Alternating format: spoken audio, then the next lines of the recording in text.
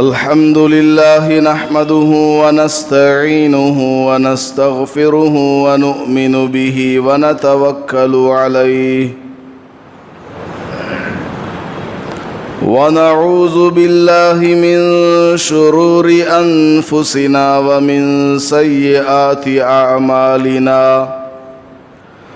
من يهده الله فلا مضل له ومن يضلله فلا هادي له ونشهد أن لا إله إلا الله وحده لا شريك له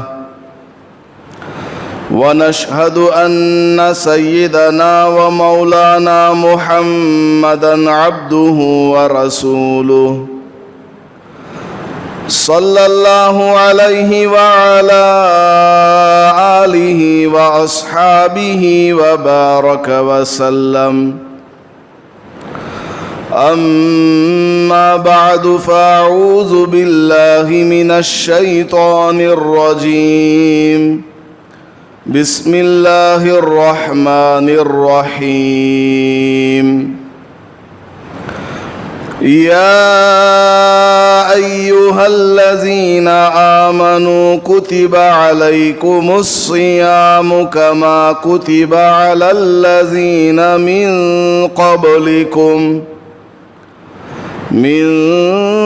قبلكم لعلكم تتقون بارك الله لنا ولكم في القرآن المجيد والفرقان الحميد رب اشرح لي صدري ويسر لي أمري واحلل عقدة من لساني يفقه قولي. معزز سامعین کرام، شعبان کا مہینہ ختم ہونے کے قریب ہے. شعبان کی 26 تاریخ چل رہی ہے. ماہ رمضان بالکل سامنے آنے والا ہے. ماہ رمضان کب شروع ہونے والا ہے؟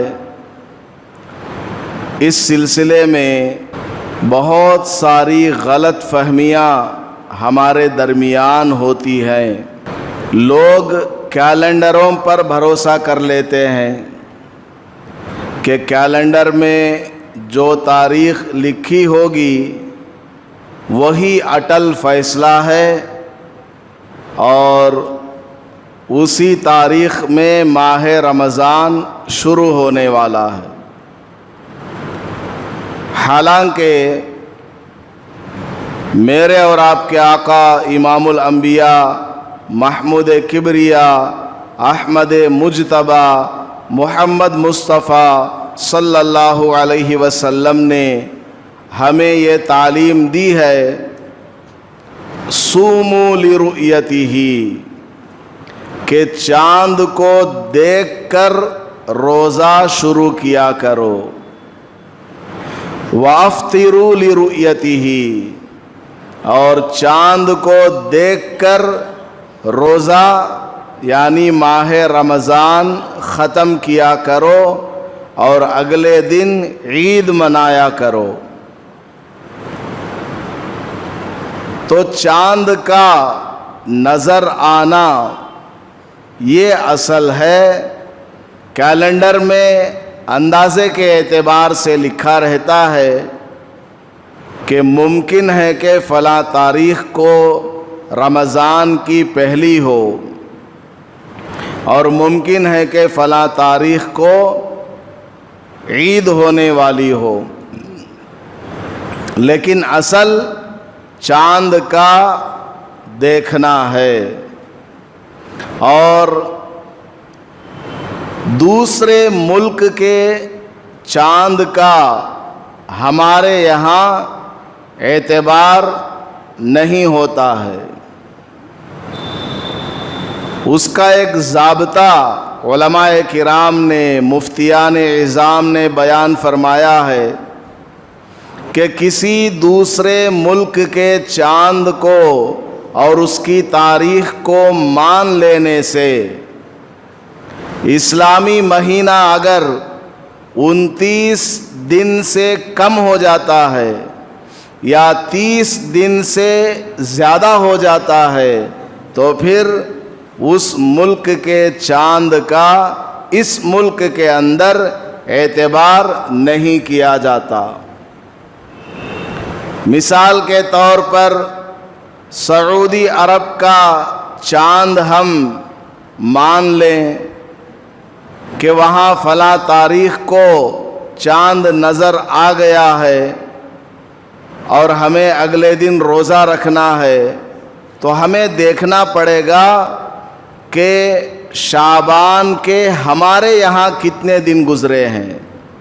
اگر شعبان کے صرف 28 دن گزرے ہیں اور اگلا دن 29واں دن ہے اور روزہ سعودی عرب کے اندر رکھا جا رہا ہے، تو پھر ہم سعودی عرب کے چاند کے مطابق اپنے یہاں ماہ رمضان کا آغاز نہیں کریں گے، کیونکہ شعبان کا مہینہ ابھی ہمارے ملک میں پورا نہیں ہوا۔ شعبان کا مہینہ یا تو 29 کا پورا ہو یا 30 کا پورا ہو، جب جا کر ہم اگلے مہینے کا آغاز کریں گے چاند کو دیکھ کر کے۔ اسی طرح کسی ملک کے چاند کو مان لینے سے ہمارے یہاں مہینے کی تاریخ میں اضافہ ہو رہا ہے۔ مثال کے طور پر ہمارے یہاں آج 30 شعبان ہے، لیکن آج سعودی عرب میں چاند نظر نہیں آیا اور کل نظر آئے گا، تو پرسوں کا روزہ رکھیں گے تو کل ہمارے یہاں شعبان کی کون سی تاریخ ہوگی؟ 31 تاریخ ہوگی، تو مہینے میں ایک دن کا اضافہ ہو رہا ہے۔ حالانکہ اسلامی مہینے پورے کے پورے یا تو 29 دن کے ہوتے ہیں یا پھر 30 دن کے ہوتے ہیں، لہٰذا ہم سعودی عرب یا کسی اور ملک کے چاند کا اعتبار نہیں کریں گے کہ جس کے اعتبار کر لینے سے ہمارے یہاں مہینے کی تاریخ کم ہو جاتی ہو یا مہینے کی تاریخ میں دنوں میں اضافہ ہو جاتا ہو۔ یہ سب بڑے بڑے مفتیان کرام کا، علماء کرام کا کام ہے۔ عوام کو چاہیے کہ وہ اپنے علماء کی پیروی کرے، اپنے مفتیان کرام کی بات مانے۔ کیلنڈروں کا اعتبار نہیں کیا جائے گا۔ چاند نظر آتا ہے ہمارے یہاں کا مطلب صرف ہمارا شہر نہیں بلکہ ہمارے پورے ملک میں کسی بھی جگہ چاند نظر آ جائے کہ وہاں کے چاند کو مان لینے سے ہمارے مہینے کے دنوں میں نہ کمی آتی ہے نہ اضافہ ہوتا ہے، تو پھر ہم وہاں کی رویت یعنی چاند کے دیکھنے کو مان لیں گے۔ مثال کے طور پر دلی میں چاند نظر آیا اور آج ہمارے یہاں 29 تاریخ ہے شعبان کی، لہٰذا ہم کیا کریں گے؟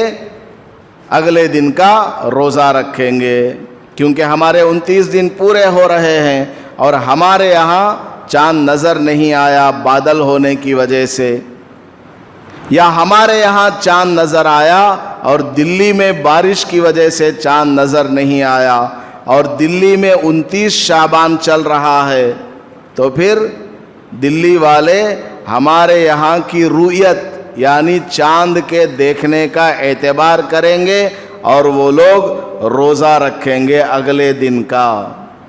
اگر ہمارے مہینوں کی تاریخ شعبان کے مہینے کی تاریخ 30 ہو گئی ہے، چاند نظر نہیں آیا، اگلے دن تو پکا روزہ رکھیں گے کیونکہ بادل ہے، نظر نہیں آیا، اور اسلامی مہینہ 30 دنوں سے زیادہ نہیں ہوتا ہے، اس لیے اگلے دن پکا ہم لوگ روزہ رکھیں گے۔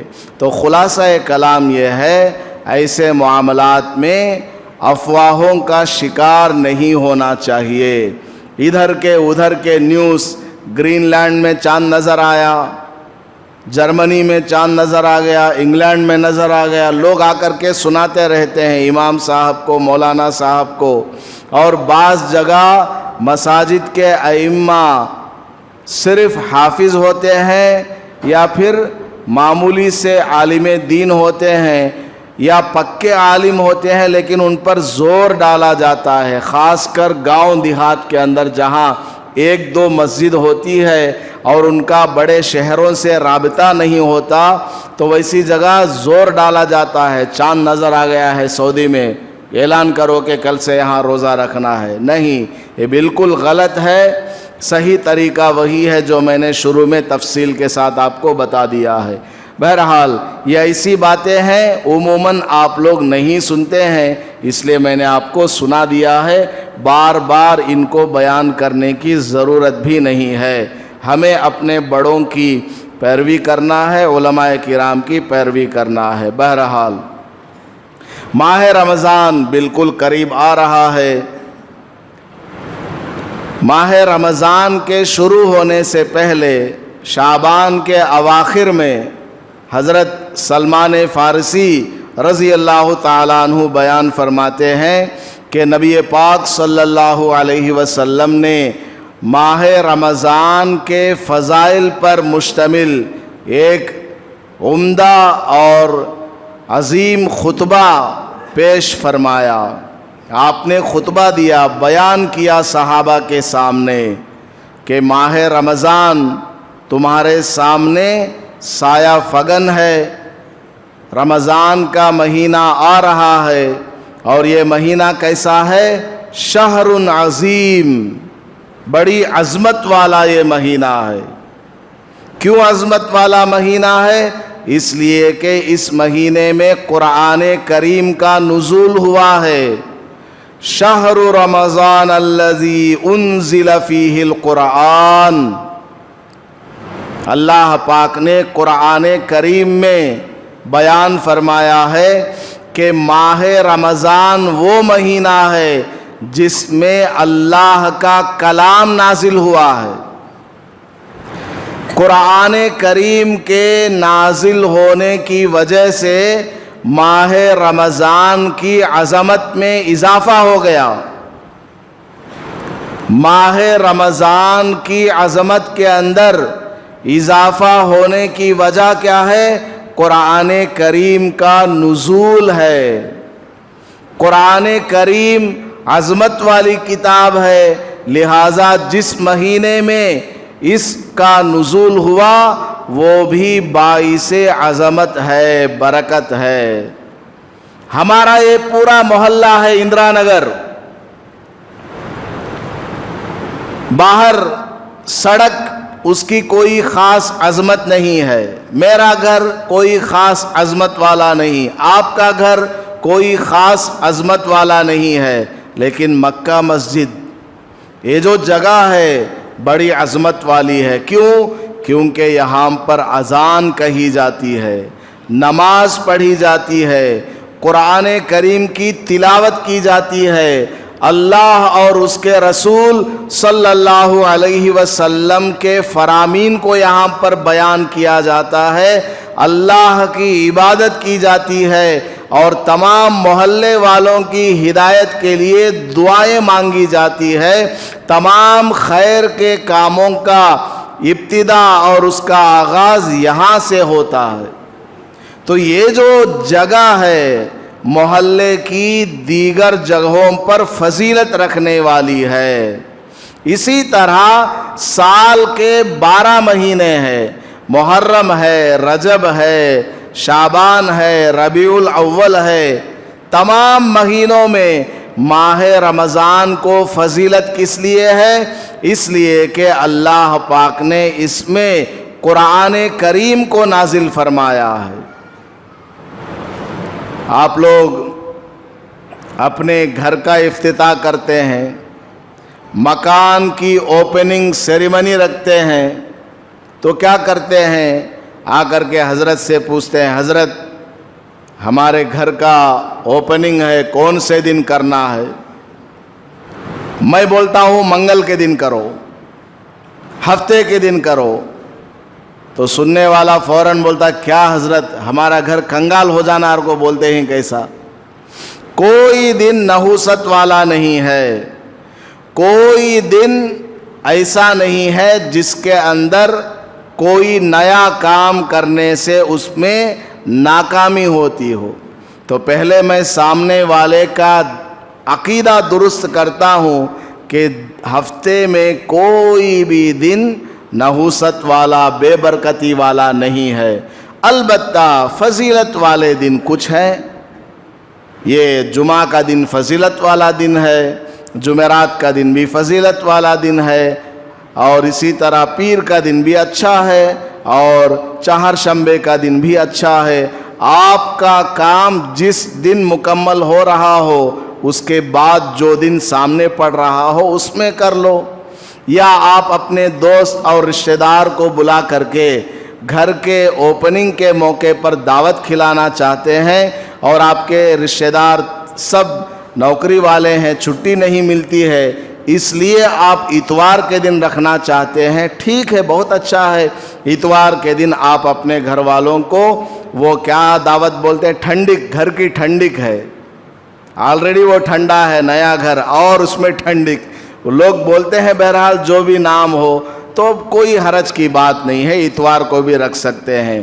لیکن یہ گمان کرنا کہ منگل کو رکھیں گے تو نحوست آئے گی، یا ہفتے کو رکھیں گے تو نحوست آئے گی، یہ بالکل غلط ہے۔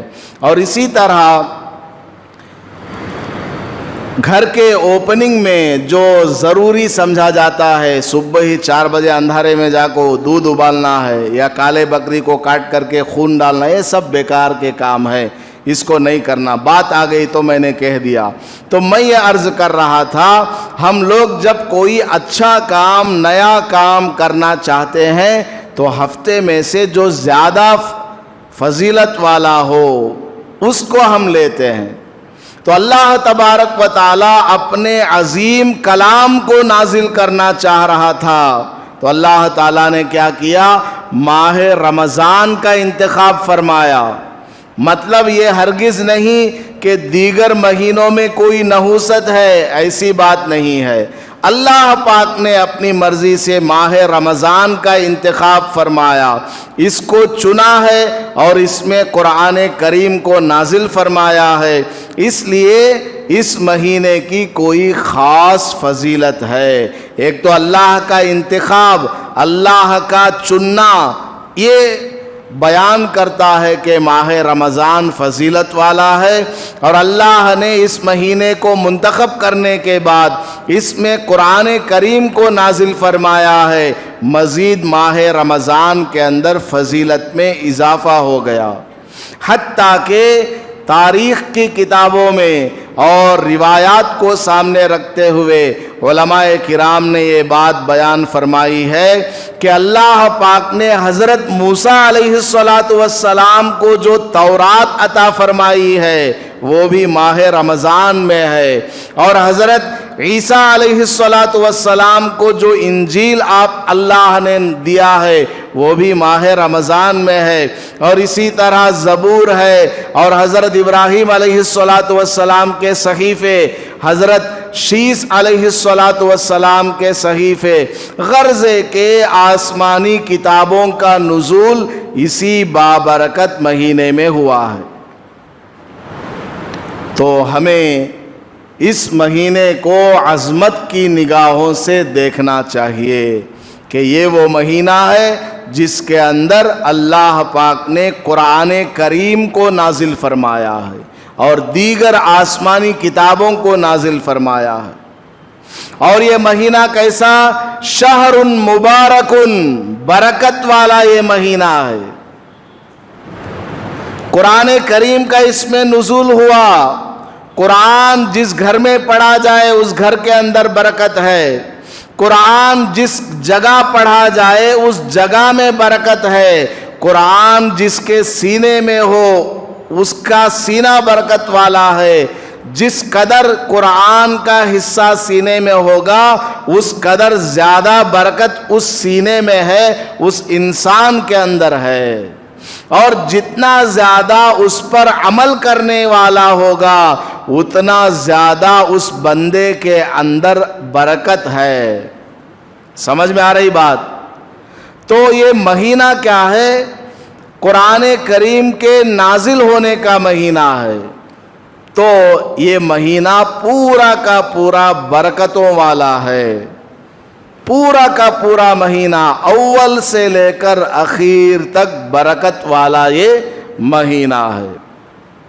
اور اس مہینے میں ایک رات ایسی آنے والی ہے جو کہ رمضان کے آخری عشرے کی طاق راتوں میں آتی ہے۔ طاق مطلب آڈ نمبر، جفت کا مطلب ہے ایون نمبر، 21، 23، 25، 27، 29، ان 5 راتوں کو کہا جاتا ہے طاق راتیں، طاق عدد والی راتیں۔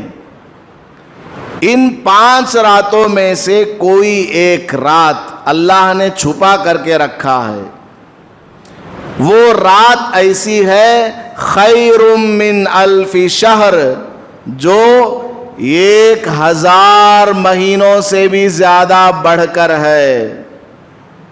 اس رات میں عبادت کرنا ایسا ہے جیسا کہ 1000 مہینوں سے زیادہ عبادت کرنا۔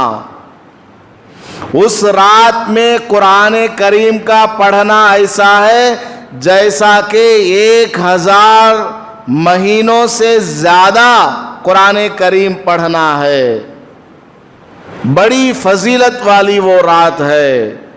اس رات میں کیا واقعہ ہوا؟ انا انزلناہ فی لیلۃ القدر، ماہ رمضان میں قرآن کو اللہ نے نازل کیا۔ ماہ رمضان میں کون سی تاریخ کو نازل کیا؟ فی لیلۃ القدر، لیلۃ القدر میں اللہ پاک نے اس قرآن کو نازل فرمایا ہے۔ آسمان پر 7 آسمان سے آگے ایک بہت بڑی میموری ہے، تخت ہے، لوح محفوظ اس کو کہا جاتا ہے۔ لوح محفوظ ایک دم محفوظ تختی ہے، اس میں اول سے لے کر اخیر تک کی تمام چیزیں لکھی ہوئی ہیں۔ دنیا کے بننے سے پہلے سے لے کر دنیا کے ختم ہونے کے بعد تک کے تمام واقعات اس لوح محفوظ میں لکھے ہوئے ہیں۔ حضرت آدم علیہ السلام پیدا ہوں گے، پھر وہ جنت میں جائیں گے، وہاں پر ان کا نکاح کرا دیا جائے گا، پھر وہ گندم کا درخت کھائیں گے، پھر دنیا میں تشریف لائیں گے، اس کے بعد انسان وجود میں آئے گا اور اولاد ہوگی حضرت آدم علیہ السلام کی، بعد میں یہ زمانہ آئے گا، بعد میں فلاں پیغمبر آئیں گے، فلاں فلاں واقعات پیش آئیں گے، فلاں فلاں علاقہ آباد ہوگا، مکانیں بنیں گے، اور اسی طریقے سے ایک نبی جائے گا، دوسرا پیغمبر تشریف لائے گا، 1.25 لاکھ پیغمبر آئیں گے، ان کے زمانوں میں کیا کیا واقعات ہوں گے، کون مالدار ہوگا، کون غریب ہوگا، کون نماز پڑھے گا، کون نماز نہیں پڑھے گا، مسلمان کتنے ہوں گے، کافر کتنے ہوں گے، کتنے کتنے علاقے جنگلوں میں باقی رہ جائیں گے، کتنے کتنے علاقے شہروں میں تبدیل ہو جائیں گے، کہاں میٹھا پانی نکلے گا، کہاں نمکین پانی ہوگا، کہاں کہاں کے جانور کہاں کہاں پر جائیں گے، ساری کی ساری تفصیلات، کون کب مرے گا، کب جیے گا، کس کی کتنی عمر ہوگی، کتنی نہیں ہوگی، کون بے اولاد ہوگا، کس کو حکومتیں ملیں گی، کس کو نہیں ملیں گی، قیامت تک ہونے والے سارے واقعات سب اس میں لکھے ہوئے ہیں۔ اس کے اندر آسمانی کتابوں کو بھی لکھا ہوا ہے۔ तौरात भी उसमें लिखी हुई है, इंजील भी लिखी हुई है, ज़बूर भी है, और अल्लाह का ये कलाम कुरान मजीद भी उसमें लिखा हुआ है। उस लौहे महफूज से अल्लाह पाक ने पूरे कुरान को निकाल करके पहले आसमान पर नाजिल फरमाया, तो वो रात जो थी वो लैलतुल कदर थी। लैलतुल कदर वो रात। तो अल्लाह पाक ने फरमाया कि हमने रमज़ान में इस कुरान को नाजिल किया है, और रमज़ान में भी शब कद्र में, लैलतुल कद्र में इस कुरान करीम को नाजिल किया है। और वो रात कब आने वाली है? माह रमज़ान में 5 ताक रातों में से कोई एक रात वो होने वाली है। सतामी शब कद्र नहीं है, सतामी शब कद्र है। दोनों बातें सही है, यानी हो भी सकता है, नहीं भी हो सकता है, लेकिन लोगों ने क्या बना लिया, शब कद्र कब है? फलां तारीख को है। भाई जिब्राइल अलैहिस्सलाम ने आकर तुमको बताया है क्या? नहीं। शब कद्र तो उन 5 ताक रातों में से किसी भी एक रात में हो सकती है। हिंदुस्तान में अलग रात में हो सकती है, दूसरे मुल्क में अलग रात में हो सकती है, किसी और जगह अलग रात में हो सकती है, उसका बस अल्लाह को इल्म है। बहरहाल तो ये रमज़ान का महीना इतना बरकत वाला महीना है कि इसमें शब कद्र जैसी फजीलत वाली रात आ रही है, जिसमें इबादत करना 1000 महीनों से ज़्यादा इबादत करने के बराबर है। और इस रमज़ान के महीने में अल्लाह पाक ने दिन के रोज़े को फ़र्ज़ फरमाया है। सुबह सादिक से लेकर गुरूब आफ़ताब तक, कहीं 14 घंटे का रोज़ा, कहीं 18 घंटे का रोज़ा। अगर आप नॉर्वे चले गए तो 20 घंटे का रोज़ा भी आपका हो जाएगा। और इसी तरह अगर आप ठंडे इलाके में चले गए, मॉरिशस, स्विट्ज़रलैंड, ऐसे इलाके, वहाँ चले गए तो आपका दिन का रोज़ा 7-8 घंटे का होगा। ये अल्लाह का एक निज़ाम है। कहीं रोज़े लंबे होते हैं, कहीं छोटे होते हैं, और कहीं रात छोटी होती है, कहीं रात बड़ी होती है। ये अल्लाह पाक का अजीब निज़ाम है। कहीं 6-6 महीने का एक दिन होता है। ग्रीनलैंड 6-6 महीने दिन ही दिन है, सूरज ही सूरज है। और कहीं 6-6 महीने रात ही रात है, वही ग्रीनलैंड। और वहाँ के लोग नमाज कैसे पढ़ते हैं मालूम है आपको? अव्वलन तो वहाँ लोग रहते ही नहीं, वहाँ बस पोलार बेर्स, रींछ, इस तरह के जानवर रहते हैं। और मुसलमान भी थोड़े बहुत इधर उधर रहते हैं। उनके लिए मसला ये है कि उनके करीब में जो मुल्क है वहाँ फ़ोन करके मालूम करो नमाज का क्या टाइमिंग है, उसके हिसाब से वो लोग नमाज पढ़ें। वरना दिन ही दिन है, सिर्फ ज़ोहर की नमाज़ पढ़ते रहो क्या, मगरिब की, इशा की, असर की, वो कहाँ जाए।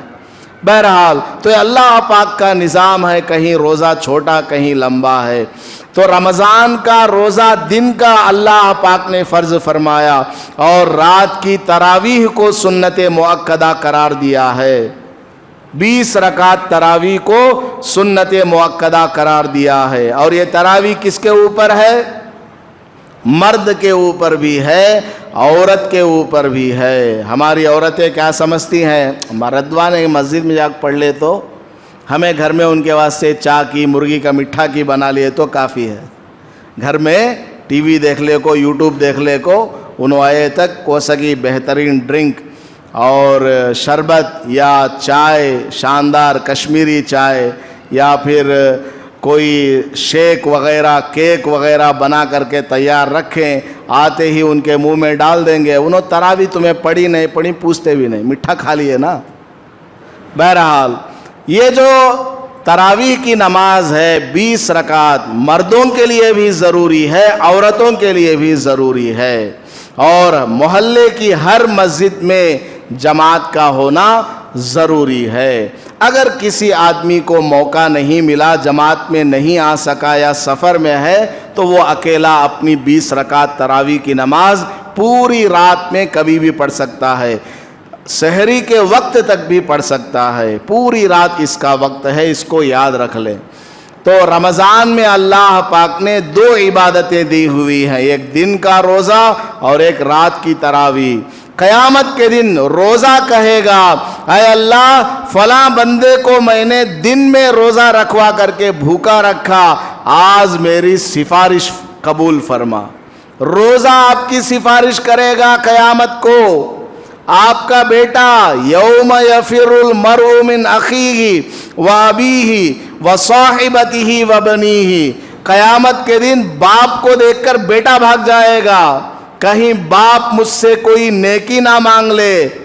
ارے ادھر کہاں جاتا ہے سو، تو میرا بیٹا تھا دنیا میں نے تیرے نام پر اتنے لاکھ روپیہ بینک بیلنس چھوڑا تھا، مکان بنا کر کے دیا، دکان بنا کر کے دیا، میری کمپنی میں نے تجھ کو دے دی ہے، شادی بیاہ کرا کر کے دیا، میری وجہ سے تجھ کو دنیا میں عزت ملی، آج جنت میں جانے کے لیے ایک نیکی کمی پڑ رہی ہے، یا تو میرا ریکمنڈ کر سکتا ہو اللہ کے سامنے کر لے۔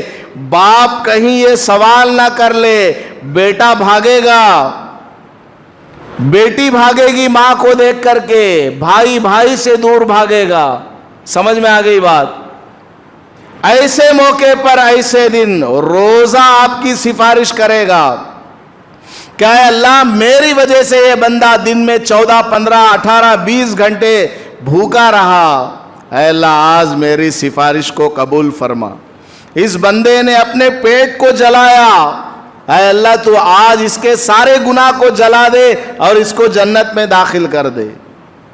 اے اللہ میں نے اس کو رات میں سونے نہیں دیا، میں نے اس کو 20 رکعت تراویح میں خود کو سننے کے لیے کھڑا کیا تھا، روزانہ 20 رکعت تراویح سوا پارا سنتا تھا۔ اس طرح اس نے پورے 29 دن اس نے رات میں کھڑے ہو کر کے تراویح کو سنا، 1.5 گھنٹے تک اس نے اپنا وقت مسجد میں بتایا ہے۔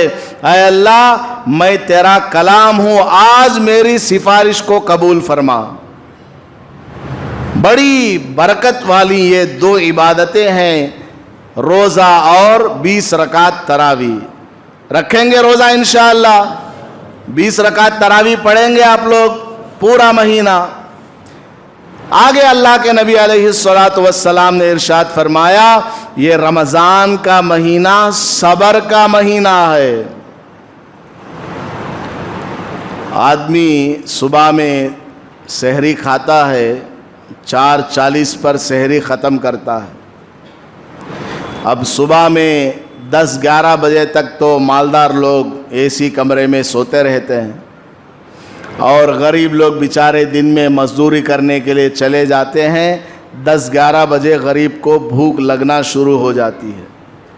اب وہ وضو کرنے کے لیے آتا ہے، یا مالدار بھی ہے برداشت نہیں کرتا بھوک، ظہر میں یا عصر میں تو سب کی حالت خراب ہو جاتی ہے۔ پہلے روزے میں تو کچھ نہیں ہوتا، 5-10 روزے ہو جاتے ہیں، دوپہر میں 12 بجے کے بعد ہی بی پی چڑھ جاتی ہے۔ اگر کوئی چپل ادھر سے ادھر بھی کر دیتا ہے، آنکھ گھما کر کے دیکھتے ہیں، غصہ آ جاتا ہے۔ وضو خانے میں یہ کھڑا ہے، پیٹ میں چوہے دوڑ رہے ہیں، عصر کا وقت ہے، اب یہ اٹھ ہی نہیں رہا، مسواک پہ مسواک کر رہا ہے، ہاتھ کو بار بار دھو رہا ہے، چہرہ دھو رہا ہے، پیچھے کھڑے ہونے والے کو بھوک لگ رہی ہے، ہاتھ پیر کانپ رہے ہیں۔ اب وہ غصے میں آ جاتا ہے، جی چاہتا ہے کہ پیچھے سے ایک تھپڑ اس کے سر پہ لگاؤں، لیکن حضور پاک صلی اللہ علیہ وسلم کون ہے؟ رحمت للعالمین ہے، دنیا بھر کے تمام حکیموں میں سب سے بڑے حکیم ہیں، حکمت والے ہیں۔ پہلے ہی بتا دیا صبر کا مہینہ ہے، صبر کر لو۔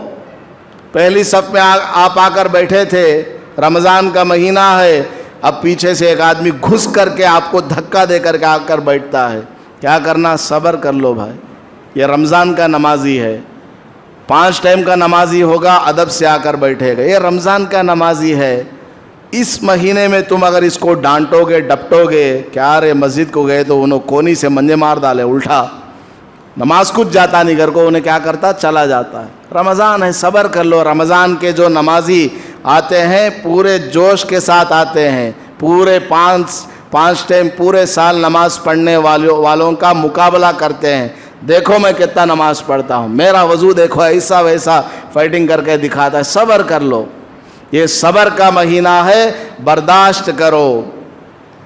وَالصَّبْرُ ثَوَابُهُ الْجَنَّةُ، صبر کا بدلہ کیا ہے؟ جنت ہے۔ یہاں آپ صبر کریں گے آپ کو کیا ملے گا؟ جنت ملے گی آپ کو۔ تو ماہ رمضان میں صبر کے ساتھ کام لینا ہے، بول چال میں، گفتار میں، چلنے پھرنے میں، مسجد میں آنے جانے میں، گھر میں بھی کیا ہے؟ بیوی کے اوپر ظلم نہیں کرنا۔ آپ نے پنکھا چلانے کو کہا، رمضان کا مہینہ ہے، دوپہر میں آپ 2 بجے تھک کر کے آئے، آ کر کے بستر پر پنکھا ڈالنے بھی انگلی نہیں جا رہی ہے، اتنا بھوک لگا ہوا ہے، وہ بٹن تک بھی آدمی نہیں جاتا ہے، آ کر کے لیٹ گئے، بیوی سے کہا کہ پنکھا ڈال دو، وہ کچھ کام کر رہی تھی، آپ کو افطاری کے لیے کچھ کاٹ اٹھ رہی تھی، بھول گئی، 15-20 منٹ ہو گیا، اس کے بعد آ کر کے ڈالا۔ آپ کو کیا کرنا؟ صبر کرنا۔ آپ روزے سے ہیں، بیچاری وہ بھی روزے سے ہے، اگر وہ روزے سے نہیں ہے تو آپ کا کام تو کر رہی نا، شام کے لیے گنجی ہے، پنجی ہے، پتہ نہیں کیا کیا بنانے کے لیے دوپہر سے ہی وہ کچن کے اندر فکس ہو گئی ہے۔ تو رمضان کے اندر زیادہ پکوان میں عورتوں کو نہیں لگانا ہے، ان کو بھی عبادت کرنے کا موقع دیجئے، 1-2 چیز بنوا لیجئے، 75 قسم کے آئٹمز بنوائیں گے تو پھر عورتیں بس پکانے ہی میں رہیں گی، عبادت وغیرہ کچھ نہیں کر پائیں گی۔ آپ صلی اللہ علیہ وسلم نے ارشاد فرمایا، اس رمضان کے مہینے میں جو آدمی کسی روزے دار کا افطار کرائے گا، اللہ پاک اس کے گناہوں کو بخش دے گا اور جہنم سے نجات دے گا، اور اس روزے دار نے جو روزہ رکھا ہے اس کے برابر آپ کو بھی ثواب ملے گا، اس کے روزے کے ثواب میں کوئی کمی بھی نہیں آئے گی۔ افطار کرانے کی اتنی بڑی فضیلت ہے، کسی روزے دار کو آپ نے افطار کرا دیا، اتنا بڑا ثواب کے گناہ معاف ہو جائیں گے۔ اب بعض لوگ اس کو سن کر کے کیا کرتے ہیں؟ دن بھر گناہ کر لو، شام میں کھجور کا پیکٹ موزن صاحب کو دے آ لو، دن بھر گناہ کر لو، ٹی وی دیکھ لو، فلم دیکھ لو، ان کو گالی دو، اور شام میں مسجد میں لے جا کر کے کھجور کا پیکٹ دے دو۔ حضرت بیان میں بولے ہی کسی بھی روزے دار کو افطار کراؤ تو گناہ معاف ہو جائیں گے، نہیں، صغیرہ گناہ معاف ہوں گے، کبیرہ گناہ معاف نہیں ہوتے۔ اور عمدن اگر آپ نے یہ سمجھ کر کے کہ گناہ معاف ہو جائیں گے، گناہ کرتے رہے، وہ اللہ کو پتہ ہے وہ معاف نہیں کرے گا۔ سمجھ میں آ گئی بات؟ اگر خطاً گناہ ہو گئے یا عمدن کبھی کیا تھا جان بوجھ کر کے، اب نہ کرو اور روزے دار کو افطار کراؤ، اللہ پاک روزے دار کو افطار کرانے کی برکت سے آپ کے گناہ کو معاف کر دے گا اور جہنم سے نجات ملے گی، اور اس روزے دار نے جو روزہ رکھا اس کے برابر آپ کو ثواب بھی ملے گا، اور اس کے روزے کے ثواب میں کوئی کمی نہیں آئے گی۔ بعض لوگ کیا کرتے ہیں، کوئی آ کر کے کھجور دیتا ہے، لے بھائی ہمارے کھجور سے روزہ کھول لے، نہیں بھائی میرا ثواب تم نہ چل جاتا ہے، ارے بھائی تمہارا ثواب کہیں نہیں جانے والا ہے۔ حضور پاک صلی اللہ علیہ وسلم نے ارشاد فرمایا ہے، من غیر ان ينتقص من اجرہ شیء، کہ تم نے جو روزہ رکھا ہے اس کے ثواب میں کوئی کمی نہیں آئے گی، اس نے افطار آپ کو کرایا تو اس کو بھی ثواب ملے گا۔ اس لیے اگر کوئی آپ کو حلال پیسوں سے کوئی چیز افطار کرنے کے لیے دیتا ہے تو آپ کا دل چاہتا ہے تو قبول کر لیں، بلکہ کوئی آپ کو ادب کے ساتھ محبت کے ساتھ لا کر کے دے رہا ہے تو قبول کر لینا چاہیے۔ بعض لوگ رمضان میں کیا کرتے ہیں، لے لو لے لو لے لو، ایسا کرتے ہیں، یہ طریقہ غلط طریقہ ہے۔ نہایت ادب کے ساتھ، احترام کے ساتھ، حلال پیسوں کے ذریعے افطار میں سامان دینا چاہیں تو دے سکتے ہیں، بلکہ غریبوں کو تلاش کر کے دیں۔ محلے میں جو غریب ہوں گے، آپ کے رشتہ داروں میں جو غریب ہوں گے، ان کے اکاؤنٹ میں پیسہ ٹرانسفر کر دیں، 5,000 روپیہ پورا مہینہ افطار کے لیے آپ کھجور وغیرہ فروٹس وغیرہ لا کر کے رکھ لو، کتنا بڑا ثواب ملے گا۔ لوگ دکھانے کے لا کر کے تقسیم کرتے ہیں تو ان کو کوئی ثواب نہیں ملے گا۔ اور اسی طرح بعض لوگ اور زیادہ دماغ والے ہیں، بل گیٹس بھی فیل ہو جانا، بڑے دماغ والے۔ کیا دماغ ہے؟ حضرت نے بیان میں کہا ہے، کیا اگر تم نے روزے دار کو افطار میں کوئی چیز دے دی اور اس نے افطار کر لیا تو تم کو اس کے روزے کا ثواب ملے گا۔ مجھے روزہ رکھنے کی ضرورت نہیں ہے، مجھے روزہ رکھنے کی کوئی ضرورت نہیں ہے، 500 روپے کا کھجور کا پیکٹ خریدو اور یہاں ایک پیکٹ وہاں وہ پیکٹ روزے داروں کو دے دو، ان کا ثواب مجھے مل جائے گا، مجھے کوئی روزہ رکھنے کی ضرورت نہیں ہے۔ لوگ اس طرح سمجھتے ہیں، یہ بالکل غلط خیال ہے۔ آپ کے ذمے جو روزہ فرض ہے وہ معاف نہیں ہوگا، وہ تو ایکسٹرا ثواب آپ کو ملے گا کہ آپ نے اس کو افطار کرایا، غریب کو کچھ کھلایا پلایا۔ سمجھ میں آ گئی بات؟ بیان کے اندر بیان کرتے کرتے علماء کرام کو ایکسپیرینس آ گیا ہے کہ لوگ کیا کیا سمجھتے ہیں، اس لیے بڑوں کی طرف سے ہدایات ملتی ہے کہ جب پازیٹو بیان کرو تو نیگیٹو بھی بیان کرو۔ ایک چیز بیان کرو مثبت تو لوگ اس کا منفی مطلب بھی لیتے ہیں، تو منفی پہلو کو بھی سامنے رکھ دینا چاہیے۔ صحابہ کرام رضی اللہ عنہم اجمعین نے جب سنا کہ اگر تم نے کسی روزے دار کو افطار کرایا تو اس کے روزے کے برابر تم کو ثواب ملے گا، اور اس کے روزے کے ثواب میں اس کو کچھ کمی نہیں آئے گی۔ صحابہ نے سنا یہ تو بہت بڑا ثواب ہے یار۔ صحابہ نے سنا کہ کسی کو افطار کراؤ تو اس کے روزے کے ثواب کے برابر ہمیں ثواب ملے گا، لیکن حضور نے افطار کرانے کو کہا ہے۔ ہم تو غریب ہیں، ہمارے پاس تو کھلانے کے لیے کچھ بھی نہیں ہوتا ہے، خود ہمیں افطار کرنے کے لیے 1-2 کھجور کے سوا کچھ نہیں ہوتا ہے۔ تو صحابہ کرام نے سوال کر لیا، یا رسول اللہ، ہم میں سے ہر آدمی ایک روزے دار کو افطار کرانے کی طاقت نہیں رکھتا، ہم کیا کریں؟ تو حضور پاک صلی اللہ علیہ وسلم نے ارشاد فرمایا، ارے تم کو یہ ثواب ایک کھجور کھلانے پر بھی مل جائے گا، ایک گھونٹ دودھ یا لسی تم نے پلا دیا اس پر بھی ثواب ملے گا، اور ایک گھونٹ پانی بھی اگر تم نے پلا دیا اس پر بھی ثواب ملے گا۔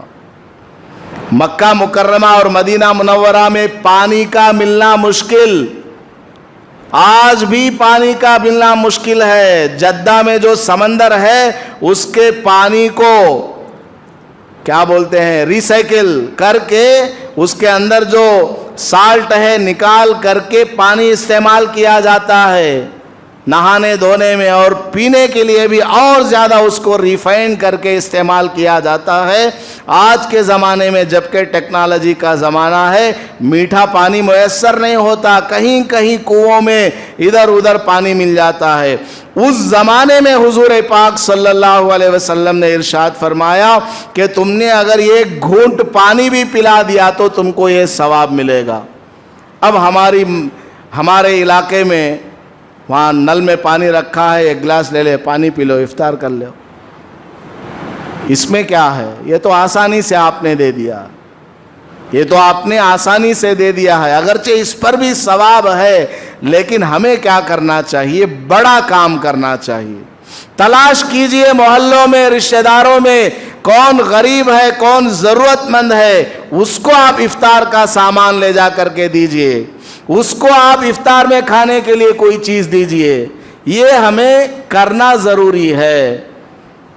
کھجور کھلانے پر بھی ثواب ملے گا، لیکن اللہ نے آپ کو زیادہ دیا ہے تو آپ زیادہ دیں، آپ اس کو پیٹ بھر کر کے کھلائیں۔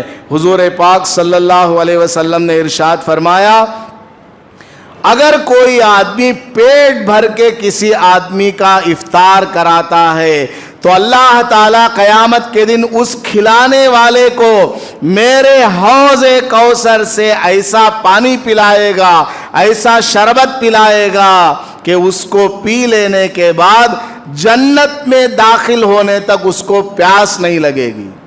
قیامت کا دن تو بہت لمبا دن ہے، 50,000 سال کے برابر ہے۔ تعرج الملائکۃ والروح فیہ 50,000 سنہ، 50,000، 50,000 سال کے برابر وہ قیامت کا دن ہے۔ اس میں آپ کو اللہ تعالیٰ ایسا پانی پلائے گا حضور پاک صلی اللہ علیہ وسلم کے حوض کوثر سے کہ آپ کو اتنے سال تک پیاس نہیں لگے گی جب تک کہ فیصلہ نہ ہو جائے، جنت میں داخلہ نہ ہو جائے۔